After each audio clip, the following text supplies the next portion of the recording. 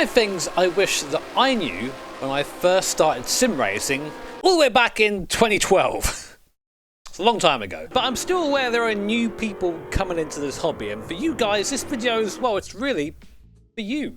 Number 1 is you don't need to have high-end sim racing equipment to be fast, to be good at the game. It's a bit of a common misconception that's really come about in the last few years, given how easy it is now to access things like direct drive wheels. And these wheels, back when I started, were proper high-end bits of equipment. You couldn't really buy one for less than £5,000 or £6,000, and that's just for the base alone. But that doesn't mean that you need to splash out for your first ever sim racing setup. In fact, my advice to someone who's just getting into sim racing for the first time, if you're unsure whether you're going to like the hobby or not, is to buy used and buy cheap. Get a feel for it. Get a feel for what sim racing is about and what you want from the hobby itself, be it just cruising around, maybe on mountain roads and a set of courses, or doing something more competitive in iRacing. One thing I say you do need when you're sim racing is a solid frame. The last thing you want is the things to move when you're pressing the brake pedal or turning the wheel, because that creates inconsistencies. You sort of mess up your muscle memory. So even if you're sitting in, an office chair, make sure that office chair does not move when you touch the brake pedal, when you turn the wheel. Make sure it's as solid as possible. Oh, can you see this? A point on this that I love to bring up every time that I talk about gear or equipment is that you guys might know my good friend and secret lover, Stephen J. Bailey. I raced with him for many years and sometimes even against him, and 90% of the time he was quicker than me using this wheel. This is a Cytec wheel with no force feedback, 180 degrees of maximum rotation, which means the wheel goes that far either way. And if that wasn't enough, the pedals were pretty much just flight rudder pedals. They had no feel at all, yet he was still able to kick my. And on the subject of direct drive wheels, you don't need to have high force feedback to be necessarily realistic. The bigger the number doesn't mean the better the wheel, it just means the higher the force it can produce. And a lot of real life racing cars have power steering, so it means that realistically you're not really going to go beyond 10 or 12 newton meters of torque at a peak in the steering wheel, probably less than that, to be honest. And it's only when you get into simulating cars that don't have power steering, cars like Indy cars and maybe simulating power steering failures in race cars, are you then going to be thinking about using those big numbers. So it's very easy to get caught up in the, oh, this has got a big number next to it, it's going to be great.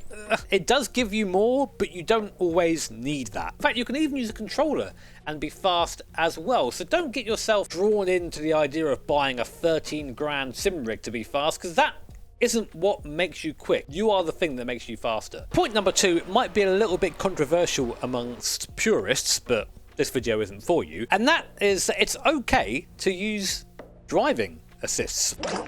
For some reason, people think that having things like traction control and ABS and driving lines, stuff like that, is a weird show of weakness. Don't really understand that point myself, but they're there to help you understand how a car moves and help you get around the circuit progressively quicker. Back when I was driving games like GT5 on a gamepad before I got my first wheel, I'd put the driving line on to sort of learn where I need to be on circuit and get myself a feel for where the car needs to be at a certain point in each corner. Now, driving lines, they're good to get started, but they're not good to really find the pace with. And I think that's where you can sort of use it as a modular system. You can maybe turn off driving lines, turn off traction control, and then just start relying on ABS. And in fact, in a lot of real life racing cars, such as the GT4 car that I drive at the Nürburgring, that has traction control and ABS, and we use it as much as we can just to find speed. Even things like braking and steering assist, which helps you get an idea of where you need to be turning in for a corner, they're really good things to start you off. Don't rely on them, but don't be afraid to use them to give yourself the right idea of where you need to be on circuit. They're there in real life, they're there in the sim, use them. Learn how to exploit them. That's part of being a racing driver and a quick sim racer. Point number 3. Don't be afraid to ask people for help. The sim racing community as a whole is good. It's approachable. It's a community that is interested in chasing that realism and helping people find their own way there as well. If you're struggling with things like lap time or struggling with things like getting the right setup for your car, don't be afraid to ask. In fact, I remember a very long time ago in the old iRacing IndyCar, I forget what that was called, but the one before the one we have now, I was doing a race at Interlagos, something like that, and there was a guy who was about 2 seconds a lap faster than me, and I could not figure out how. So I got on the voice chat, said, how are you even doing that? And he proceeded to watch my lap, walk me through the places that I was losing time, and even offered to send me the replay file of his fastest lap so I could go away and study it. And that's just because I reached out and asked for help. And on top of that, nowadays there are countless of forums, subreddits, Discord servers, including my own, which I'll link down below in the description, which are dedicated just to really helping people find their way in the sim racing space. The more people involved in this hobby and having a good time, the better it is for everyone.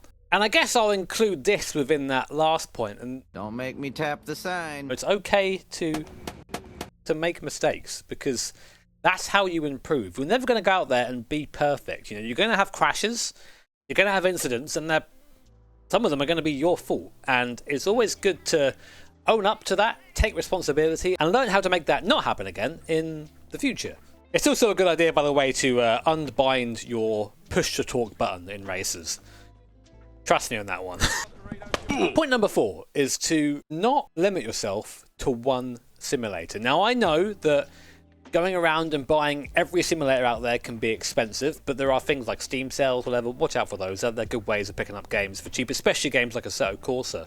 And the reason why I say that is because no sim does everything the best. And what I mean by that is, for example, in Assetto Corsa, I think cars with road tyres are still the best in that game over anything else, but their GT cars are not as good as something as, say, iRacing. Each sim has their different strengths and different weaknesses, and I think if you want to try and become a well-rounded sim driver as opposed to someone that's just good at one thing, then try everything. I genuinely believe one of the reasons why I was able to get into a real-life race car and not suck completely at it is because of adaptability. Being good at one specific thing in sim or in anything is great if the thing you're doing happens all the time, but it doesn't. You know, if you're doing rallying, you learn things like car control, you learn how to heel and toe in old cars as well, which is something I picked up from sim racing. In Formula cars, you can learn the nuance of the wheel and how chill you have to be with turning in and making sure the tyres don't scrub or you don't move the car in an aggressive way at high speed.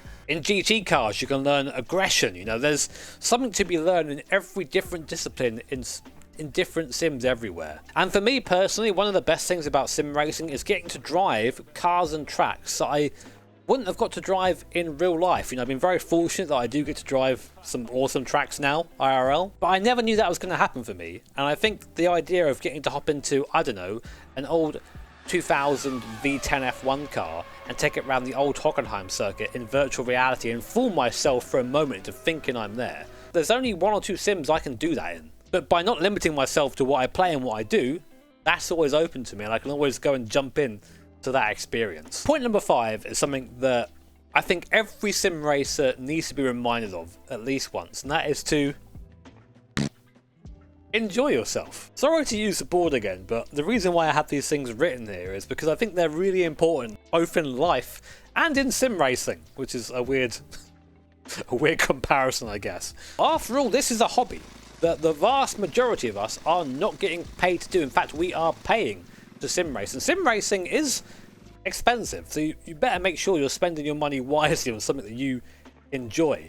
It's so easy to get caught up in the moment, because the red mist exists in any sport, be it real life or virtual or whatever the hell, and I found myself many times, there's video evidence of me many times losing my shit at someone. And that's not to say you can't be disappointed when things go wrong, but you have to also remember that how cool is it that we get to drive online against like-minded people, that we get to drive and feel what racing is like from the comfort of our bedroom, office, dungeon, whatever the hell you've got at home. Especially now where sim racing is at a point where esports is the biggest it's ever been. For me, racing at that sort of level has never really been my goal. It's just to have fun and enjoy the feeling of driving a race car. So make sure to try and focus on the things that you enjoy and not involve yourself in stuff that is going to make you mad, because at the end of the day, you're responsible for your own happiness and your own enjoyment. Again, both in real life and in sim. So if you're not enjoying something, then do something about it. And I wish I had that attitude on my head when I was tryharding for like 5 years in endurance racing. Use your brain! The thing in your head, use it! It's not good for the brain. Anyway, guys, those are 5 things that I wish I knew when I started my sim racing career back in the dark ages. If you guys have any suggestions yourself, people may be getting into sim racing for the first time, feel free to let me know what they are down below in the comments. They could be helpful for someone as well. And as always, a massive thank you for choosing to spend some of your day with me today. Much appreciated. Take care, have an awesome day, and I'll see you all next time.